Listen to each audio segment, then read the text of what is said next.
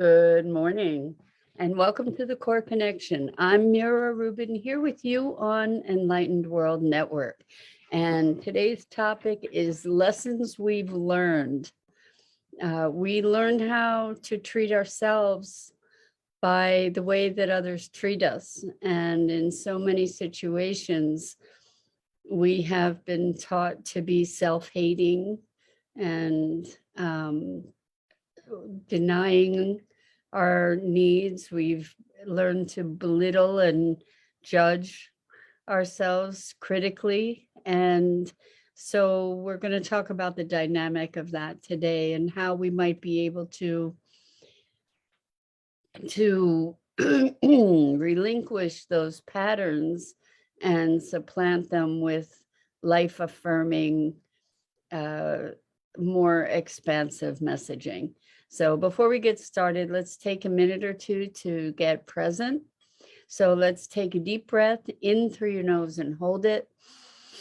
And imagine clean, crisp oxygen flooding into your lungs, flowing into your bloodstream, nourishing all your cells, all your organs, bringing vital life energy to your body and being. And as you exhale, exhale any tension, stress, negativity, fatigue. And now let's take another deep breath in through your nose and hold it.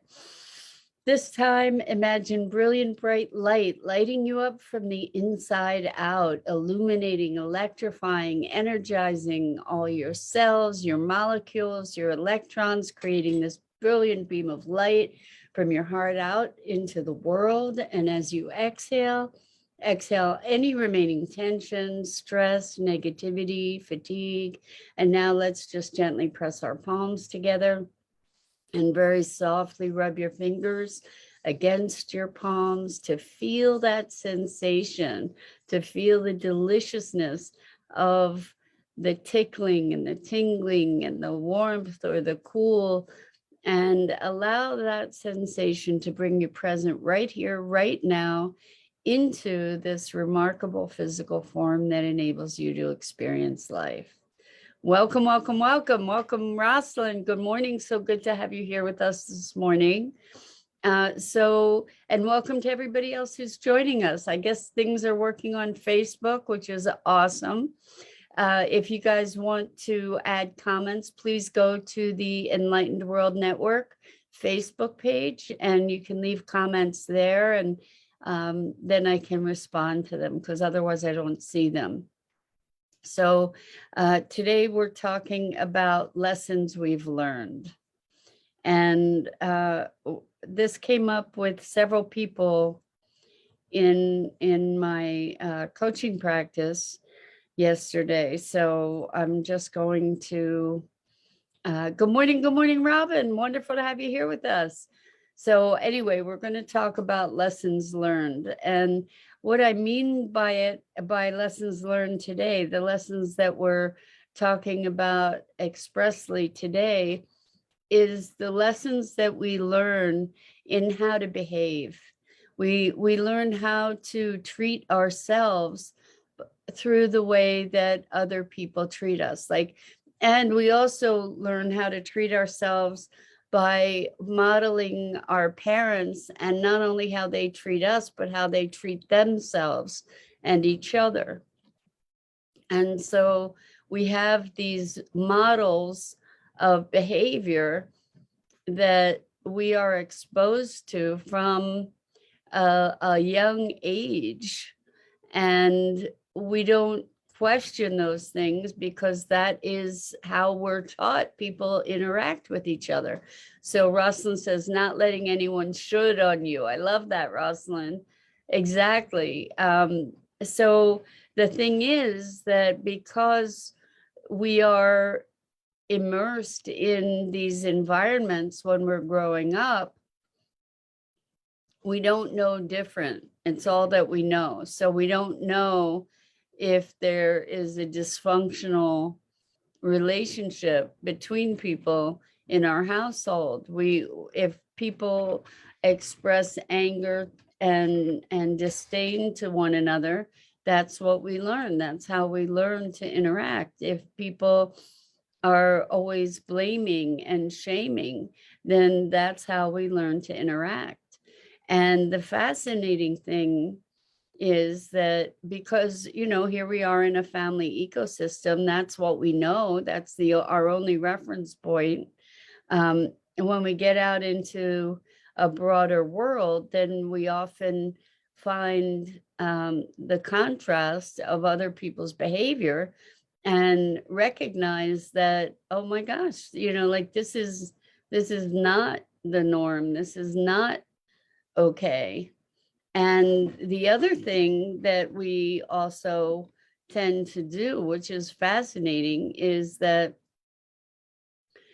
we internalize these behaviors. So when we're treated poorly, when we're treated in a dismissive way, when we're told to be quiet, or children are seen and not heard, or when we're essentially told that what we think or feel doesn't matter. Good morning, Lisa. So good to have you here with us this morning. Welcome. We're talking about lessons we learn. And these lessons are lessons of how to be with each other, but even perhaps more importantly, with ourselves. So when people are telling us that we're not important, when people are telling us to be seen and not heard, when people are telling us that what we feel doesn't matter, or that we're not good enough, or that we're not smart enough, or that we're not attractive enough, or that we're too chatty, or we're too much, or we're too noisy, or we're too whatever. Good morning, Robin. Welcome. So good to have you here. I think you are here twice. How awesome to have you here on Facebook and on YouTube. Anyway, when we're taught these things, what happens is that we ultimately internalize them. And then we become the one that is telling ourselves that we're not important, that what we feel doesn't matter, that what we have to say is irrelevant, that we are too much, that we talk too much, that we, whatever it is, that we're either too much or we're not enough. And then when we've internalized those messages, we repeat them over and over and over to ourselves. And those things carry into our adulthood and impact all of our relationships. So the insidious thing about these lessons is that they're invisible. We don't recognize them. And they have such a profound impact on the way that we show up in the world to ourselves and to others. And so it's a fascinating thing and so powerful when we have the ability to identify and recognize these things as lessons that we've learned, because we're all really good students in certain ways. And if we're told that we're stupid,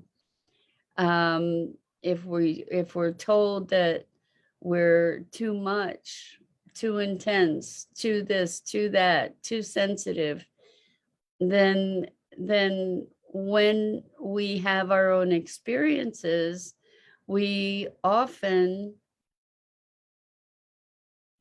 lobby the same criticisms against ourselves, lob the same criticisms against ourselves.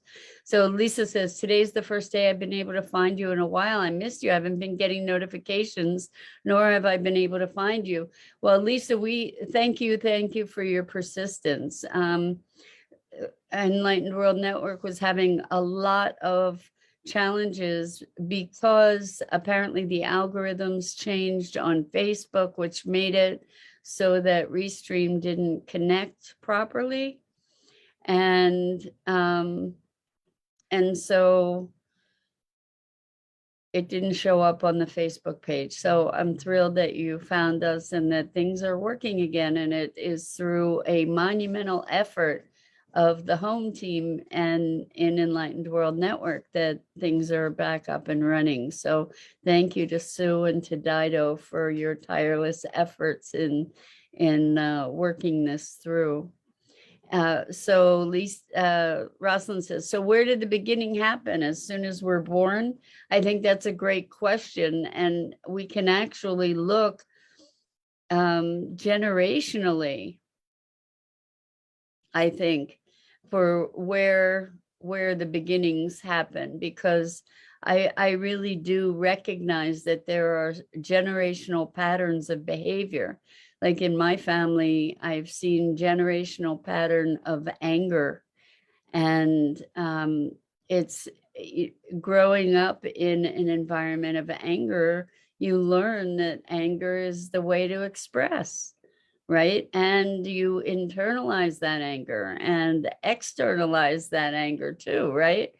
And so breaking those patterns, when we talk about healing, I deeply believe that as we heal ourselves, we heal generations. We certainly heal generations going forward, but I believe that we also are healing generations going back. And because there's this interconnectedness and this energetic pattern that goes through generations. And so I remember having a client whose mom was really, really self-critical, critical of herself.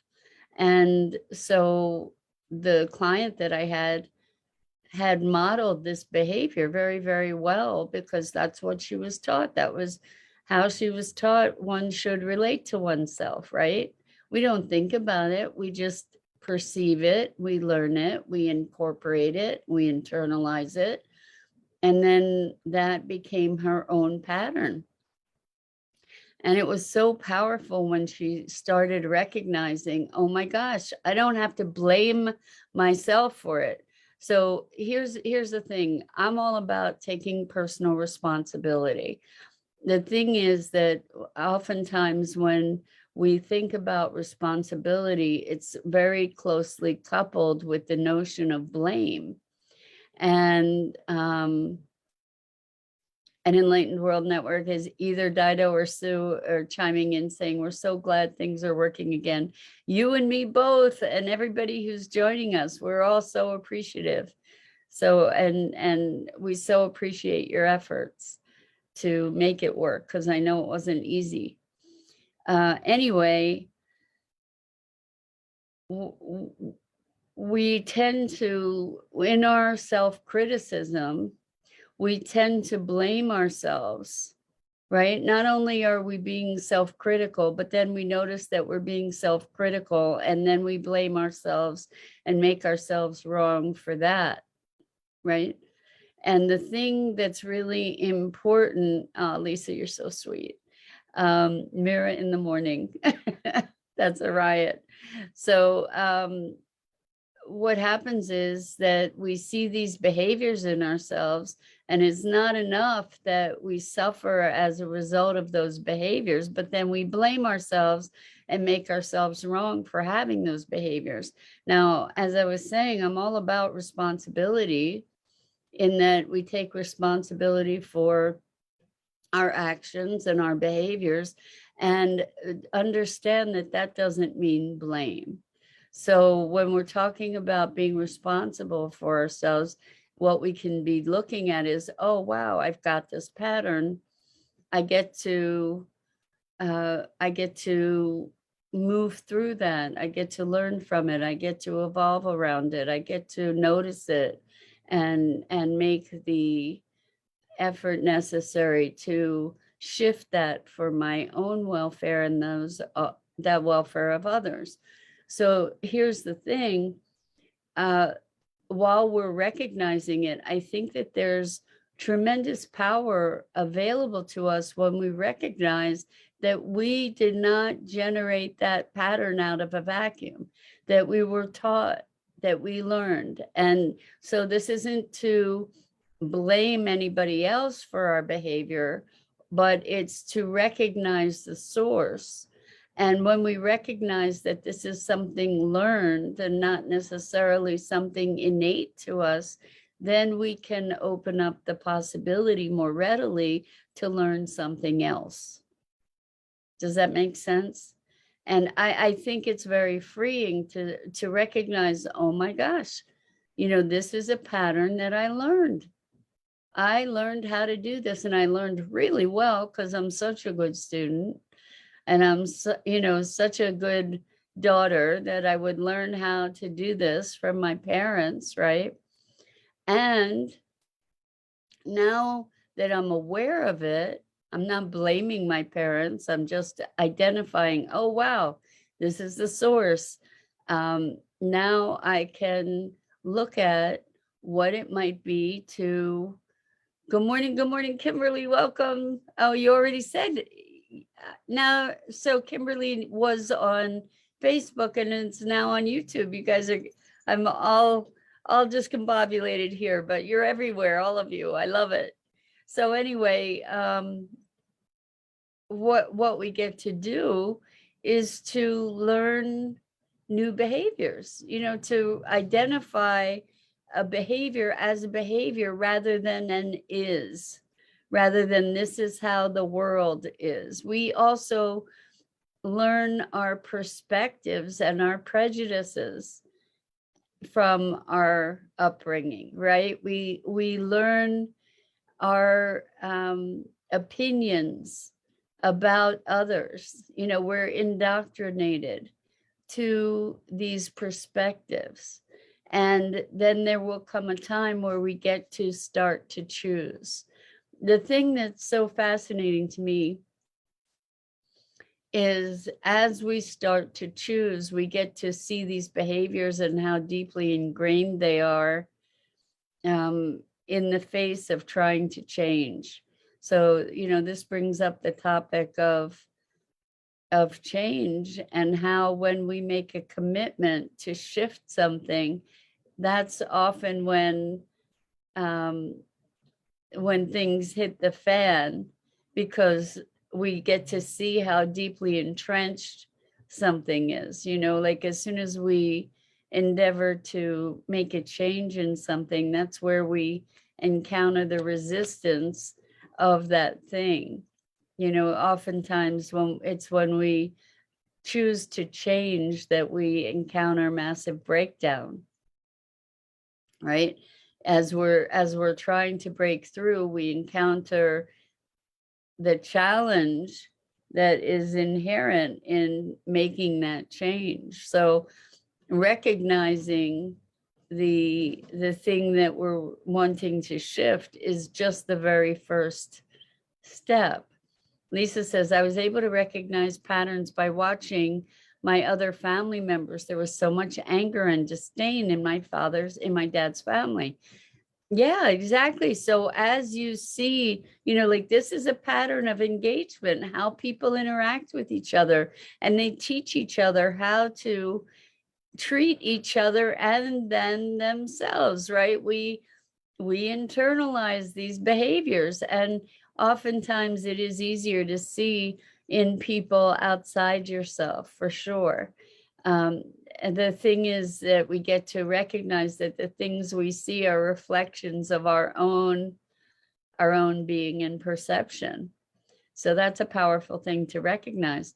Rosalind says, the life lesson I'm navigating is to dissolve boundaries, good and bad, becoming more inseparable, seeing illusions as not real, breaking down the barrier for myself to tend to compare rather than seeing two sides of the coin, good versus bad, like seeing the candlesticks or the faces.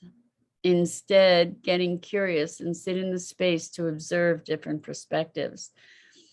So that's a mouthful, Rosalind, really big stuff that you're up to here. And as we look at dissolving boundaries, I think that's a really interesting conversation, because I know that so many of us have such undefined parameters, that we will allow certain things that perhaps we wow. Okay, so the boundary thing is a whole other conversation, and I don't think I want to go there today, but I think that by being present, as you're saying, getting curious, sitting in a space to be able to observe and recognize and be responsive to whatever's there rather than reactive, that's a super, super powerful place to be. And good for you, Rosalind. It's a challenge, right? It's a challenge to be present and not in all the judgment, right? And judgment and reactivity. And we have varying abilities to be moving out of that space. So I grew up in a family with a lot of prejudice, and it was antithetical to my being. Like, it just hurt my soul. And it was horrifying to me to hear some of the internal voices that would be automatic in the face of different circumstances. And it was just horrifying to recognize those words in my head. It's like, where did that come from? It wasn't coming from me. It was in my head. Nobody else was speaking it. So in that respect, it was mine. And it was not in any way reflective of my beliefs, my feelings, my aesthetic even. And so I think it's very powerful to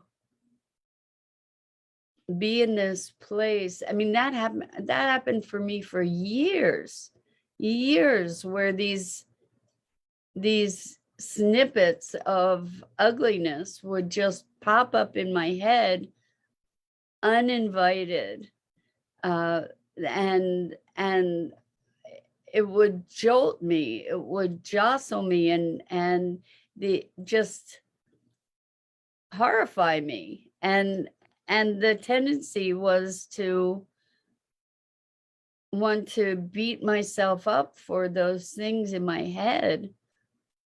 And I finally recognized that, whoa, you know what? Yes, it's in my head. It's kind of programmed in there, but it's not who I am. It's not reflective of the choices that I make. It's not reflective even of my perspective. And as I stopped resisting those voices, as I stopped making them so important by resisting them, as I could allow them to just be like, wow, there it is again. That's so wild that it's here. It could just go and pass through without having to leave such a devastating mark. I don't know if you guys have experiences like that.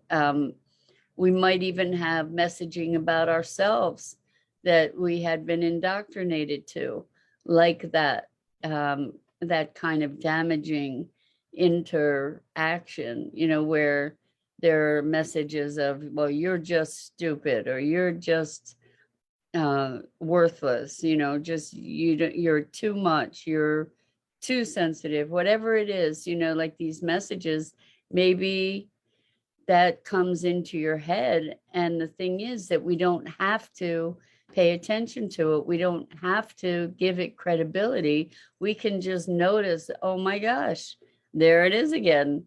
Isn't that wild? Despite everything, there it is. It's still there. Kimberly says, that's so healing. I have experienced this. I'm glad that you're finding it healing, Kimberly, because I guarantee you, you are not the only one to have experienced this. And what we get to do is know that just because that messaging is coming through our head, it doesn't mean that it has to be meaningful to us. It doesn't mean that we have to resist it or change it. We can just allow it to float through and notice it and not make more meaning of it. Good morning, Elaine. So lovely to have you here with us. Welcome. We're talking about lessons we've learned and how so many of the negative behaviors toward ourselves have been behaviors that we've learned. And when we recognize that these are learned responses, then we can also recognize that we have the ability to learn something else, that we can learn something more life affirming. And so Lisa says, when I was going through my medical issues, I took meds that made me act out. Finally, my stepmom said, "Why are you so angry?" That shook me up. Then I started my own healing journey. Well, what a blessing it was that your stepmom had the courage to ask you, "Why are you so angry?" And what a wonderful thing that you had the presence to recognize that there was something that you had the opportunity to shift and the courage to step into that. So congratulations for that, Lisa. Kimberly said, I heard spoiled brat from my mom floating through my head. I'm not worthy, and many, many more. So this is, Kimberly, thank you so much for sharing that. You're not alone in having those messages floating through your head too. And the thing is that because we were immersed in those kinds of environments, we learned that is how it is. We learned that that's the truth, right? And what we get to do is recognize that it's not the truth. And those are things we learned, right?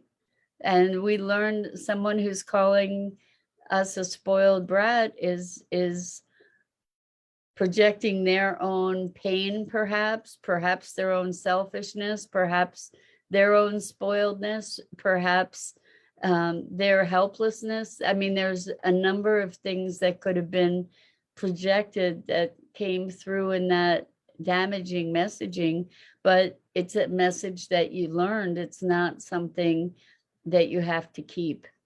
And Robin says, okay, the comments our elders have imprinted on our life, we have taken upon ourselves to self-affect mentally. Very much so, Robin, right? Because as children, we're really imprintable, right? And we learn these things. We learn by observation. We learn by messaging.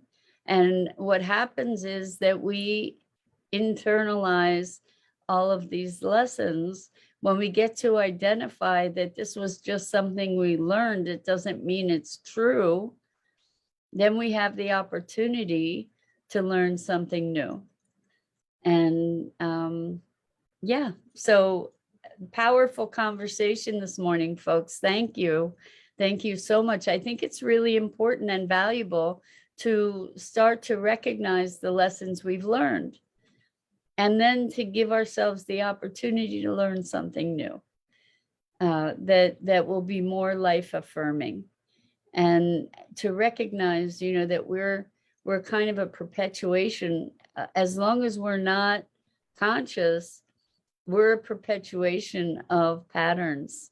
And when we allow ourselves to become aware of those patterns, then we can begin to have some freedom and to observe them, hopefully without getting hooked too much by them, less and less and less over time, and not make those patterns mean that there's something wrong with us. We learned, and we learned well. So Elaine says, my life experiences have shown the way to know my true self as love by experiences of what love is not. Wow. Powerful, Elaine. And first, see who I am not to see the truth. So powerful. And for me, so grateful for all experiences. Beautiful, Elaine. Really powerful that we often get to see ourselves by what we're not. The unfortunate thing is that in so many cases, we get all kinds of messaging about what we're not that we should be, and then we internalize those messages. And it's when we can start recognizing that those are things we learned, then we maybe start to be able to have some freedom around that. Lisa says, it's been wonderful spending this time. I truly missed my morning talk and your words of wisdom. Lisa, thank you so much. I'm so glad you've been able to join us. And Dido, thank you so much for all that you do and for being present for these conversations. And Rosalind says, we're learning the nature of ourselves, our true selves, doing so with compassion for self, going through this journey. Yes, that's the ultimate journey, isn't it? The unfoldment of our true selves. So with that, so much love to all of you. I'm Mira Rubin. This is the Core Connection, and I go live each weekday morning here on the Enlightened World Network Facebook page, as long as it's all working, and at 9 a.m. Eastern. And I just want to encourage you to check out all the other wonderful programming on Enlightened World Network and Enlightened World Living and EWN One with the Earth. And Elaine says, blessings to all on the path as it unravels. And Kimberly, love you too. And so wonderful to be with you guys. Hope to see you again here really, really soon. So much love.